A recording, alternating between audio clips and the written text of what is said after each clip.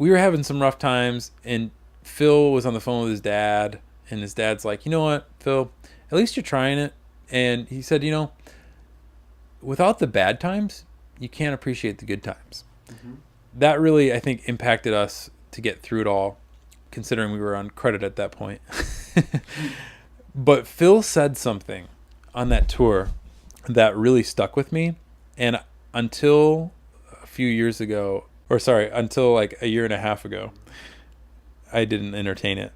He was talking about banks. And he was talking about how if everybody in the world was to go to their bank account and take out the money, it wouldn't be there. Mm-hmm. And I was like, what? I mean, it's like common sense now to me, like the way that everything works in this monetary system.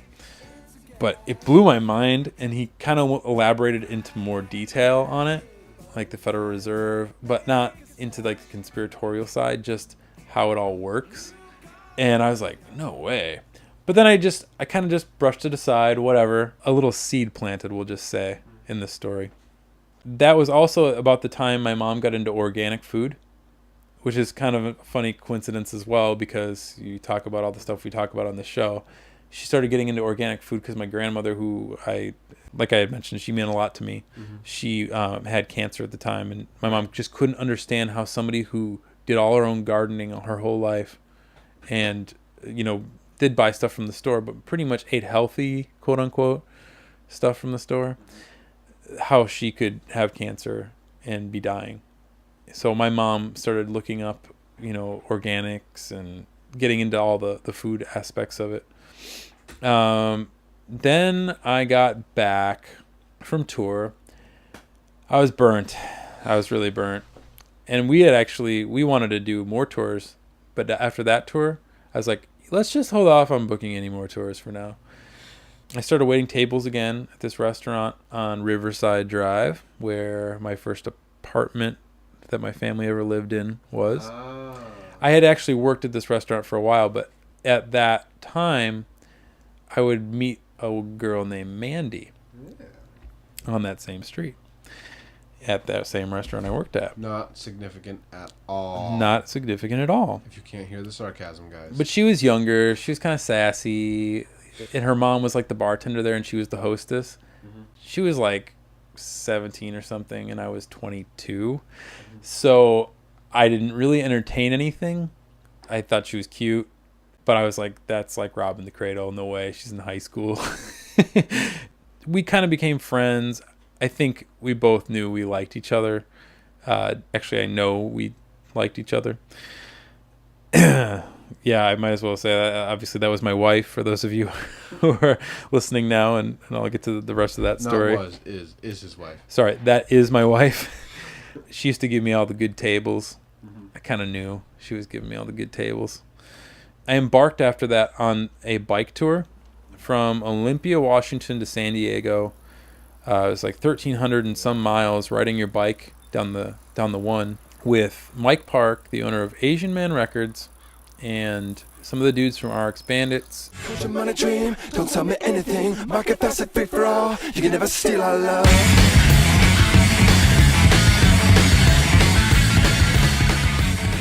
And the dude from this band called Finch.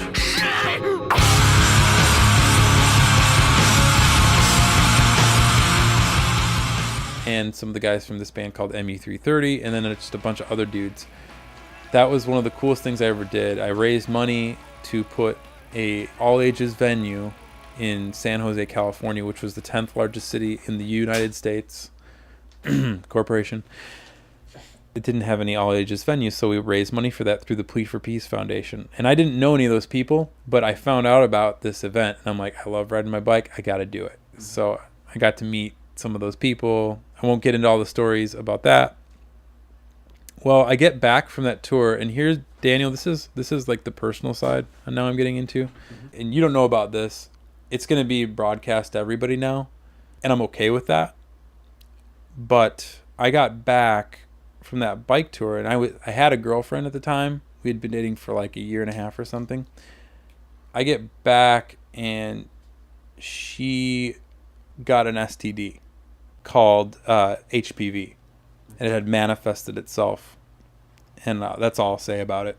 Don't need to get into all the details. She was a virgin before me, so I had to have given that to her somehow.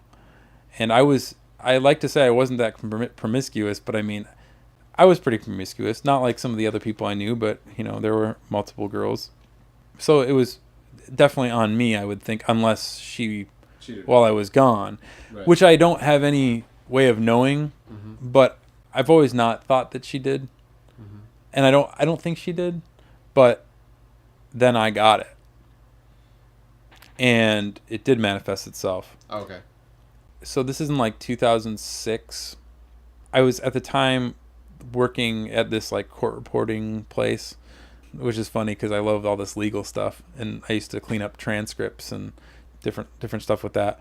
But I was on my way back on a train ride with my mom to our place that we lived at, and she's talking about some prophetic things.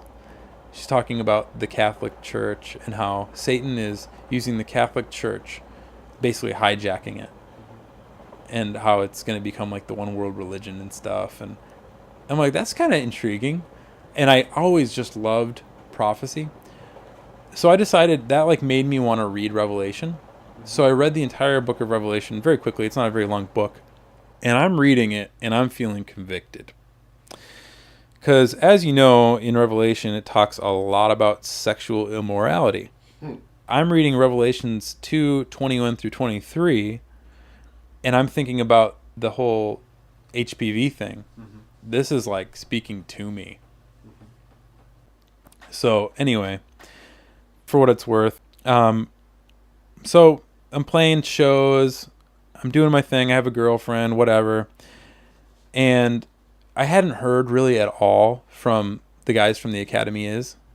I mean, I'd go to some of their shows and I'd see them at like their merch booth, but like I didn't really have their numbers anymore. And for a while I was kind of bitter that they kind of lost contact with me. And also I will say I started to really learn more about the politics of music through them, because two of the guys that formed the band got kicked out immediately just for image.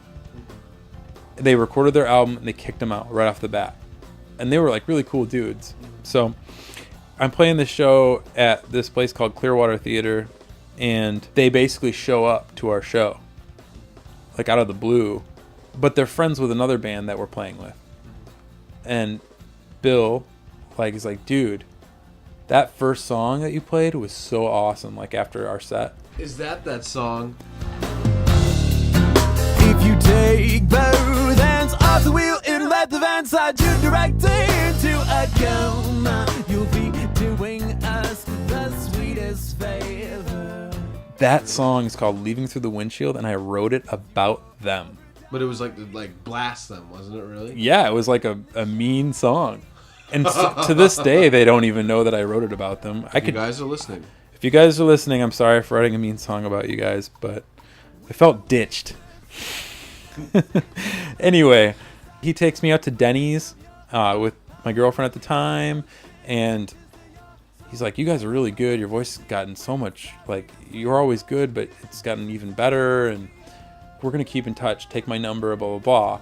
So we start hanging out here and there. He moves into his first house. He gets to buy a house. He's making a lot of money. He purchased a house. They're doing really well. I mean, they had a lot of money. Not like Fall Out Boy, but they're doing well. Definitely had at least a couple mil, I think. Per person? Not all of them. Okay. Because certain people in the bands write the songs. Right. So they have the rights to those songs, and they get the royalties for those songs more so than the other people. So if you and especially if you kick two guys out that play on the record, and you just have touring members now, they're part of the band, in photos and stuff, but they're not really technically part of the band.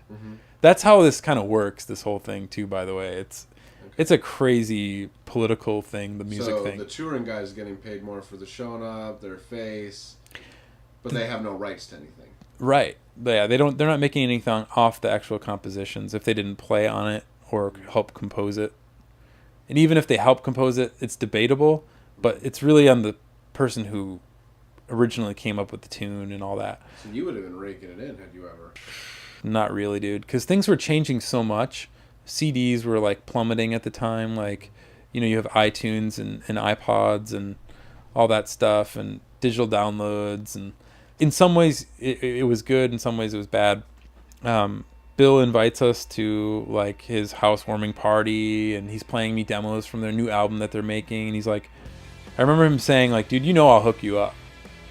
Wow. I guess I was totally wrong about them. Like they never forgot about me, So they are gearing up for their second album. They're recording it, and they're doing it with Atlantic Records and Fueled by Ramen, in part with Pete Wentz's label. Are about to release it, and they call me up, and this is like right after my friend Johnny passes away, which was a mutual friend of all of ours, who did a lot of our film work. Adam calls me up one day after I lost my job. It was like a few days after I lost my job at the court reporting place that I worked at, but it was the first time I ever got fired from a job. And rough, by the way. It was rough, but it wasn't that rough. I was kind of sick of it, and I won't get into all that. It was the right time. I needed to do something else. So he calls me up. He's like, Sam, how do you feel about opening for us on April 3rd at Metro for our CD release show? I'm like, oh, you don't say. Sold out show at the Metro. I'm there. Well, wouldn't you know, a week later, I get mono. Darn all. I did bear it out and play that show, but it was brutal, and I did not sing as well as I would have if I did not have mono. And so I like dropped probably 20-some pounds, 25 pounds from just having mono. Lost a lot of weight, and then I start working out, and then I break up with my girlfriend. And that's when the debauchery begins. I mean, I went on a rampage. Women, parties, whatever. Drugs, etc.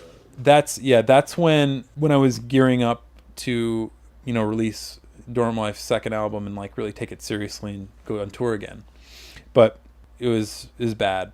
I was certainly not proud of it. But I'm waiting tables again at the place that I was waiting tables at before. It was always like kind of that go-to place. Like they always took me back. It was cool. Right. You can't find many jobs like that when you're a musician and you're trying to You can't find many jobs like that, period. Right. So I'm there, and now this is going to relate back to the beginning of the story. The beginning of my testimony. I told you about this place called McCollum Lake that I lived in, a little municipality. There's this like article in the paper. I'm at the restaurant. Cancer cluster, McCollum Lake, Illinois. 33 people die from brain cancer in this small community. No way. That's like a lot of people for like a, less than 2,000 community for brain cancer. Right. Like something's got to be in the water, right? Mm-hmm. Like something's not right. I'm going to time travel here. When I lived there, my dad, and my dad, Dan, Mm-hmm. my dad will wear socks till they are just full of holes, and he'll still wear them. As they should be. He's really frugal, Mm-hmm. and he doesn't like to spend money.